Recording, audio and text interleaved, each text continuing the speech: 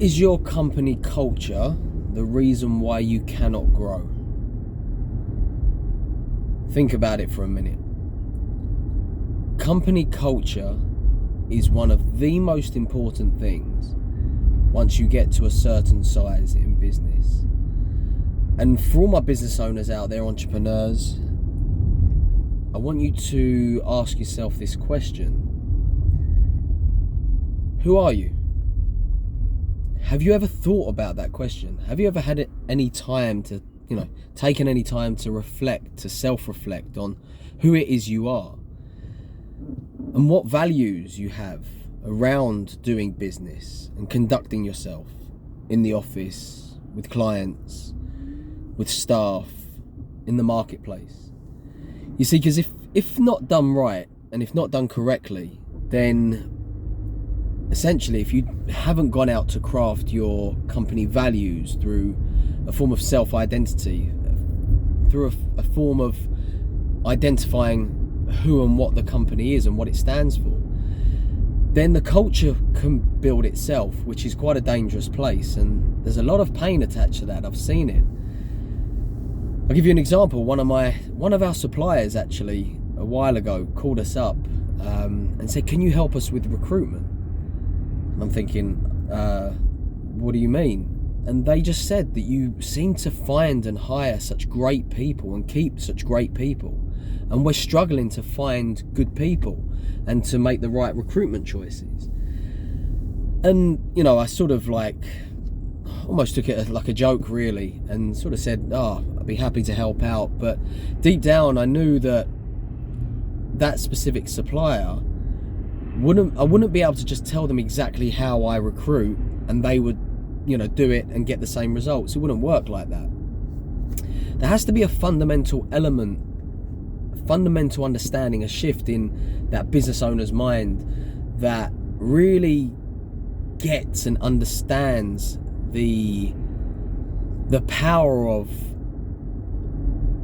setting up the identity of a business, essentially through branding, through identifying the company's values, through identifying how you, or what culture and how you want to build your culture. And the problem with the supplier that I was talking about is they constantly had high turnover. It was really a struggle for them because they spent so much money, but money in recruiting is one thing, but the most costly thing is the amount of time that you lose in hiring, training, and then essentially firing the wrong person. There's a lot of time wasted there, as well as a lot of money waste. But I suppose one of the worst things is if you do hire the wrong person and you don't then end up letting them go and they stay, and then what would they do to the culture? So there's a lot of pain attached to not doing it properly. And there's a lot of, people are the hardest thing to get right in business. Hear it all the time. But in actual fact, if you get it right, people are the biggest asset you have. Don't look at people as like a cost in your profit and loss, as an overhead or a cost of sale. They actually are an asset to allow you to grow, allow you to have space to be able to work on the more entrepreneurial and the more strategic things. And if you get it right, it's very, very, very lucrative and powerful for the business, as well as powerful for the staff. So how did we, get this right? And by all means, we're not perfect. I don't believe perfection exists. We're constantly striving to be better and better, but we've done okay. We've gone from 8 staff to 18 relatively quickly since 2022, April 22 to where we are now, March 24. We've hired 10 more people, grown in size. And it's not huge growth like some people, but each hire has been calculated very specifically. And how did we do it? So Daryl, my business partner, and I, when we set out and said, right, we're going to now start to proactively build a culture for this business. We knew we had an opportunity. We knew we had potential for growth, but we thought we cannot do it through ourselves alone, so we have to do it through other people. So we're going to be bringing people on board. And we thought, Who do we want to hire? What type of people do we want to hire? And in essence, what type of culture do we want to create? So we looked at the core characteristics that both Daryl and I had when we started the business.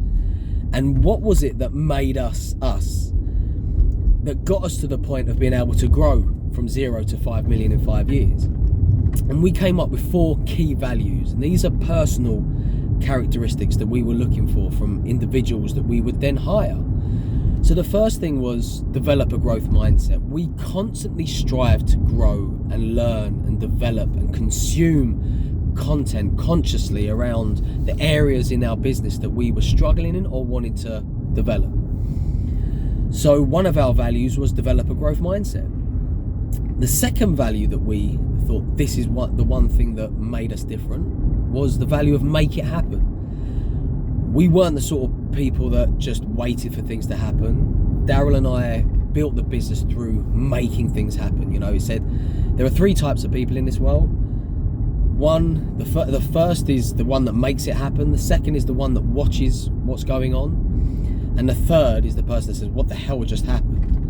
And you don't want to be the last person. So we had a value, we set a value that we want people that would make it happen. Our third value was to take responsibility. Whatever happened, in whatever scenario, we would hold ourselves accountable. Nothing was our fault, but everything was our responsibility. And for me, this demonstrates maturity, a level of maturity. So when I'm looking and hiring people, I want somebody that takes responsibility for their life, not somebody that plays the victim and passes the buck and isn't willing to hold themselves accountable. So for us, take responsibility is really key. And the last one is to build a positive mindset. For me, the most important thing after those 3 is to have somebody that is going to build on top of the positivity that we had in the office. And building a positive mindset was really key. So reflecting on all of that, we now had 4 key characteristics, 4 key traits that we would then source when we were recruiting and hiring. So we would then build a recruitment plan when we were interviewing people over the phone, looking for CVs, interviewing people face to face. We would actually ask questions around those key values. And I think one of the things that really differentiates a company that's able to grow and one that isn't is the culture that they have. It will make your life a hell of a lot easier if you define these values, align yourself to them.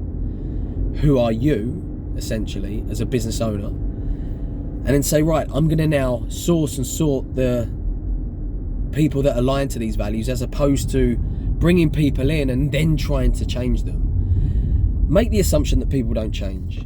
And trying to change people is a long old road. And, you know, if it can happen, great. But I'm probably sure that 99% of the time, it doesn't happen. So values are the connect to your business culture.